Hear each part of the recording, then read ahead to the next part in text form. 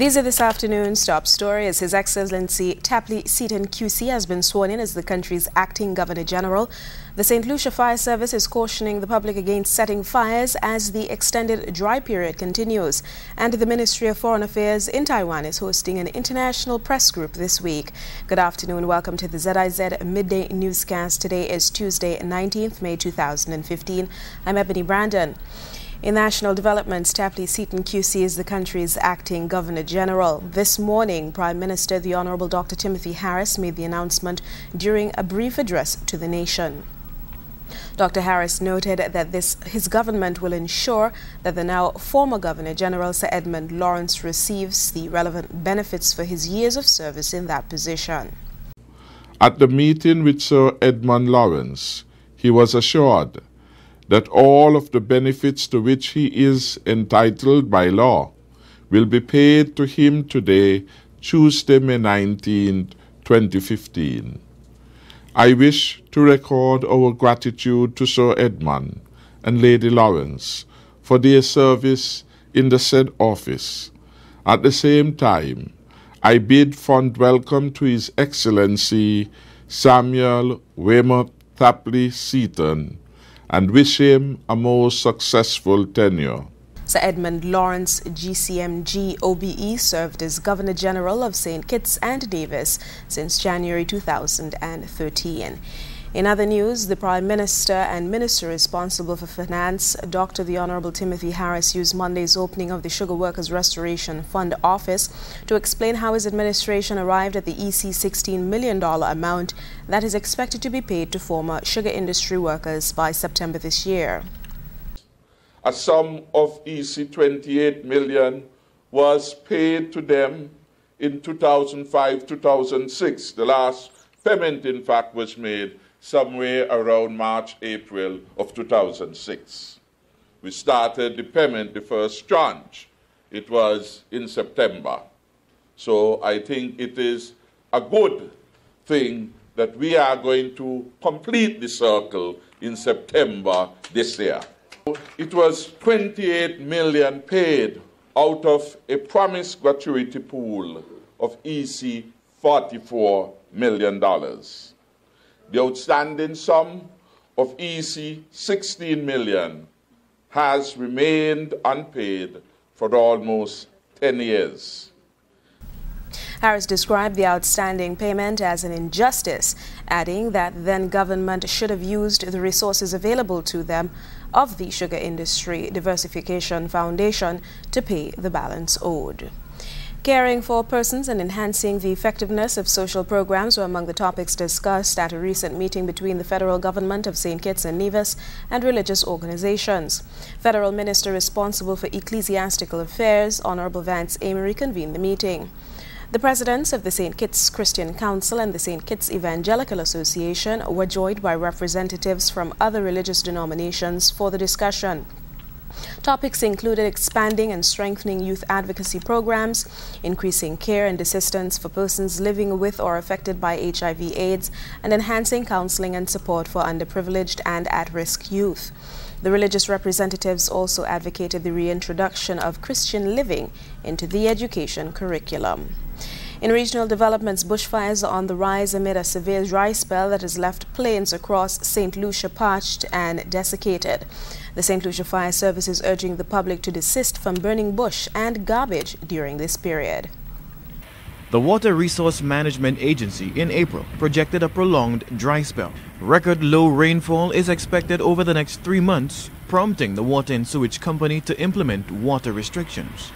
Now, the dry weather, coupled with a rainfall deficit, has led to an increase in the prevalence of bushfires, which is now torching the island's coastline. The Fire Service says, due to its already stretched resources, only bushfires that pose a threat to commercial or residential properties will be addressed. If you have a bushfire that's not affecting anybody, I mean, why should you engage your resources? And there are other bushfires that probably might affect, people. So if there's a bushfire that is not really affecting anybody, we would, draw attention to the structure or the area that is affecting, people. So that's most of the things we do. I mean, for example, you have a bushfire that no vehicle can go there. You cannot use the unit to get to the fire. You know, you cannot engage your resources in something like that. The higher the temperature, the more likely a bushfire will start or continue to burn. They can start from human activity, either accidentally or deliberately, or by natural causes. The fire department has conceded sporadic bushfires have already done significant environmental damage, particularly to the vast stretches of open fields. No, well, there's nothing much we can do, you know.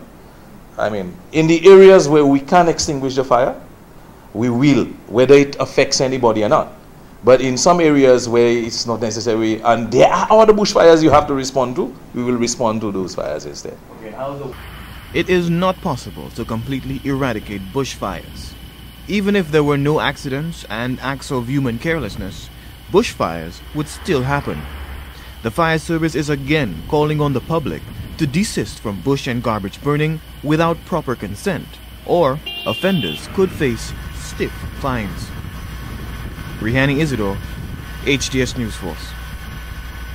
Waste haulers and movers in Barbados are dead set against the government's new garbage disposal fee. According to Chairman of the Waste Haulers Association, Charles Reed, it has come at a too high price not only for them, but the entire country, and is therefore unsustainable.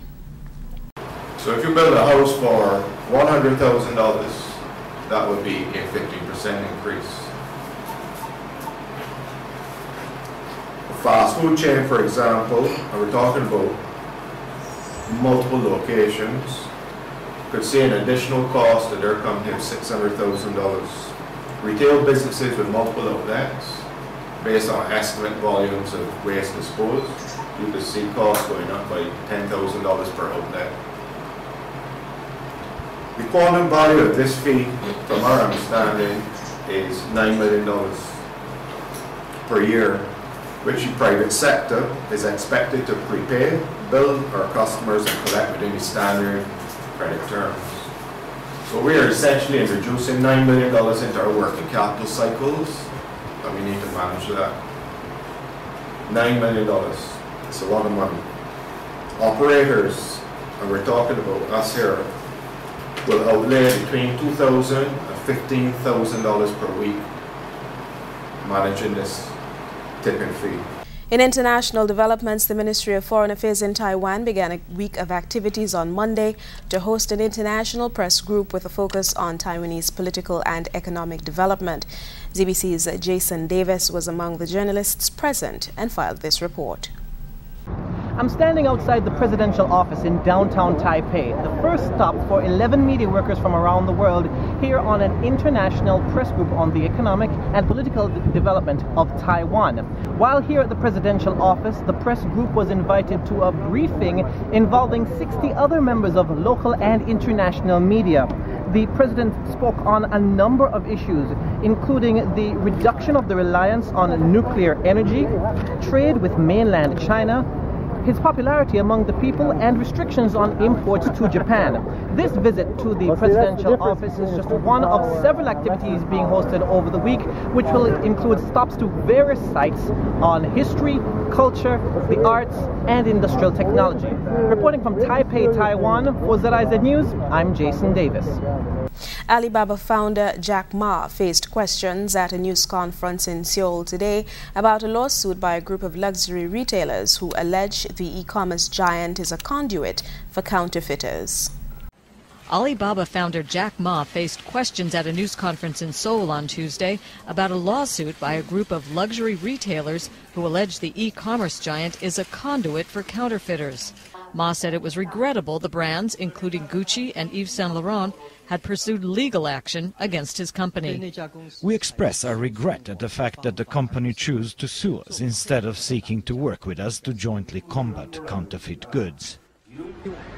Alibaba controls 80% of all online retail in China. The brands, owned by the Paris-based luxury goods distributor Kering, sued Alibaba in New York, alleging that it knowingly made it possible for counterfeiters to sell their fakes. The head of Alibaba's internet security told Reuters 2,000 employees work on battling counterfeits and that it spent $16 million last year to covertly buy products and check their authenticity. In the weather today, we can expect partly sunny skies, becoming cloudy at times with a chance of a few brief scattered showers. Tonight, conditions will be partly cloudy, becoming cloudy at times with a chance of a few brief scattered showers. Winds are blowing from the east to east-southeast at 7 to 16 miles per hour with lighter spells tonight. Seas are slight to moderate with wave heights of 1 to 1.5 meters or 3 to 5 feet. And that look at the weather brings us to the end of the ZIZ Midday Newscast. Join us this evening for these stories and more in detail. Thank you so much for joining us. I'm Ebony Brandon.